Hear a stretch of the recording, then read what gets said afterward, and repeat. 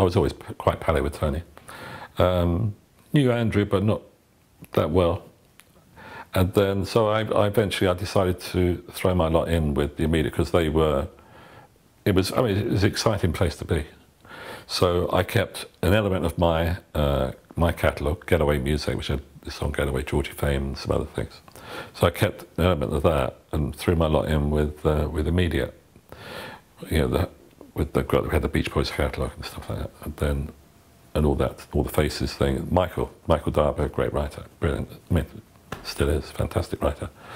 And that was the beginning of although I'd been on my own for 2 or 3 years, going with Andrew and Tony, that was the big learning curve for me, you know, for Rolling Stones. And that was most probably Andrew's getting towards the tab end of his relationship with the Rolling Stones. But he invested a fortune in that, in Immediate, Andrew. And I know people slag us all off, and we get up on the Immediate thing, and we're all a bit Svengalis to certain age groups and certain things.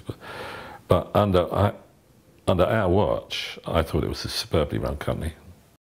You had Andrew, who would come in every now and then.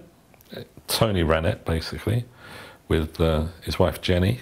When we had the Small Faces at #1 in Germany, Andrew, myself, Tony, went out they were playing some arena thing.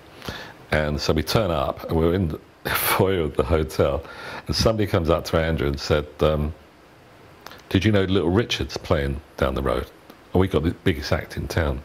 So Andrew says to me and Tony, have you ever seen Little Richard? I went, no. Shall we go there first? What a great idea. So then we had limousines in those days to this club. And we saw Little Richard, fantastic. Have you ever seen Little Richard? How good's that? Right? So we saw Little Richard, so we come out there, it's late.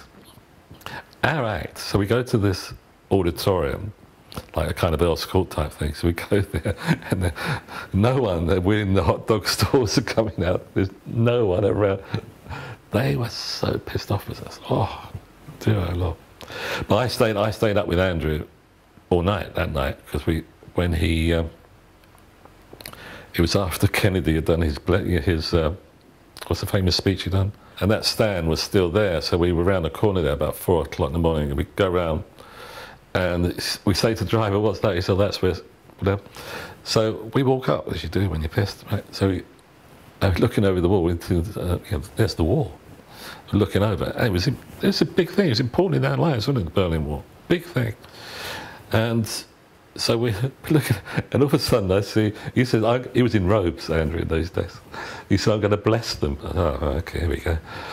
And then this machine gun or whatever, some piece of kit was aiming at me. I was down those stairs in the car, round the corner. And he says, no, I'm going to bless them. Well, you can bless them as much as you like, Andrew.